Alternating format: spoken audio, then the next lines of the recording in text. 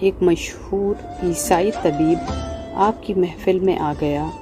اس طبیب کو اپنے علم اور ہنر پر بڑا گھمنڈ تھا، اس لیے وہ محفل میں بیٹھ کر طب کے اسرار اور رموز کو بڑے متکبرانہ انداز میں بیان کر رہا تھا۔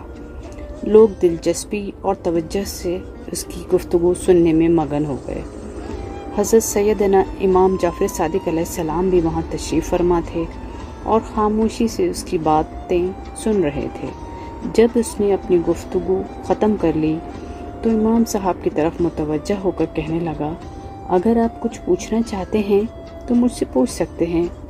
حضرت سیدنا امام جعفر صادق علیہ السلام نے ارشاد فرمایا، جب کسی بیماری کا غلبہ ہو تو اس کا علاج ضد سے کرنا چاہیے، یعنی گرم کا علاج سرد سے، تر کا خشک سے، خشک کا تر سے، اور ہر حالت میں اللہ تعالیٰ پر یقین رکھنا چاہیے۔ یاد رکھیے کہ معدہ تمام امراض کا گھر ہے اور پرہیز تمام دوائیوں کی دعا۔ طبیب کہنے لگا، بلا شبہ جو آپ نے ارشاد فرمایا وہی اصل طب ہے۔ امام جعفر صادق علیہ السلام نے فرمایا، اس سے یہ نہیں سمجھنا چاہیے کہ جو باتیں میں نے کی ہیں طبی کتب کا مطالعہ کرنے کے بعد کی ہیں، بلکہ یہ علوم اللہ تعالیٰ کی طرف سے عطا ہوئے ہیں۔ اب تم بتاؤ کہ تمہیں زیادہ علم ہے یا نہیں؟ طبیب کہنے لگا، مجھے زیادہ علم ہے۔ امام جعفر صادق علیہ السلام نے اس کا متکبرانہ انداز دیکھا تو پوچھا، میں تم سے چند سوال کرتا ہوں، اس کا جواب دو۔ فرمایا، آنسوؤں اور رطوبت کا مقام سر میں کیوں ہے؟ سر پر بال کیوں ہیں؟ پیشانی پر کیوں نہیں؟ ناک دونوں آنکھوں کے درمیان کیوں ہیں؟ منہ پر دو ہونٹ کس لیے بنائے گئے ہیں؟ مردوں کی داڑھی کیوں ہوتی ہے اور عورتوں کی داڑھی کیوں نہیں ہوتی؟ طبیب آپ کے سوالات سن کر ہکا بکا رہ گیا اور اپنی کم علمی کا اعتراف کرتے ہوئے گویا ہوا، میں ان باتوں کا جواب نہیں دے سکتا، میں نہیں جانتا۔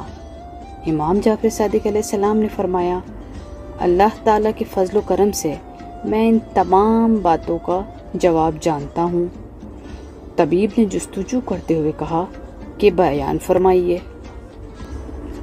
حضرت سیدنا امام جعفر صادق علیہ السلام نے فرمایا، اگر آنسوؤں اور رطوبتوں کا مقام سر میں نہ ہوتا تو خشکی کے سبب سر ٹکڑے ٹکڑے ہو جاتا۔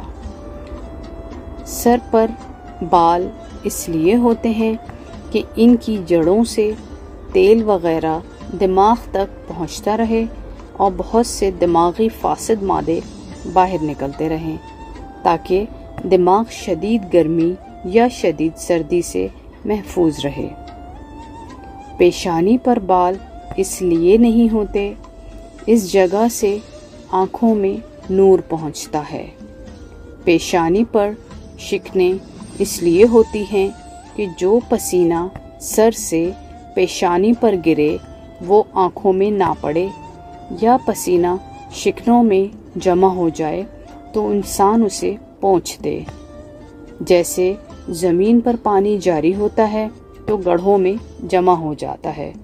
ناک آنکھوں کے درمیان اس لیے ہے کہ متناسب لگے، اور ناک کا سوراخ اس لیے بنایا گیا نیچے کی طرف تاکہ دماغی رطوبتیں اس سے آسانی سے باہر نکل سکیں۔ اگر ناک کا سوراخ اوپر کی طرف ہوتا تو یہ بات ممکن نہ تھی اور کسی بھی چیز کی بدبو دماغ تک نہ پہنچ پاتی۔ منہ پر ہونٹ اس لیے لگائے گئے کہ منہ میں جو رطوبتیں دماغ کی طرف سے آئیں وہ رکی رہیں اور کھانا بھی انسان کے اختیار میں رہے، جب چاہے پھینک دے اور جب چاہے نگل لے۔ مردوں کی داڑھی اسی لیے ہوتی ہے کہ مرد اور عورت میں تمیز ہو سکے۔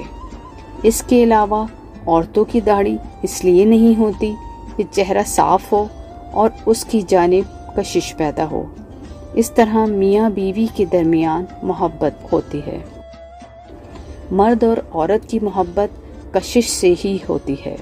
اس لیے اگر عورتوں کے منہ پر داڑھی ہوتی تو ایک تو ان میں فرق کرنا مشکل ہوتا، دوسرا کشش پیدا نہ ہوتی۔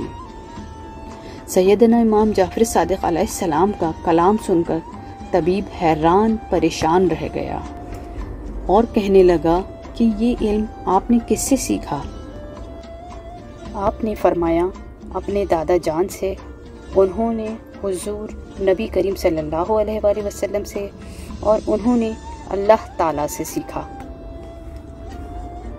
طبیب نے یہ بات سنی تو خلوص دل سے مسلمان ہو گیا اور آپ کی علمیت اور قابلیت مان گیا۔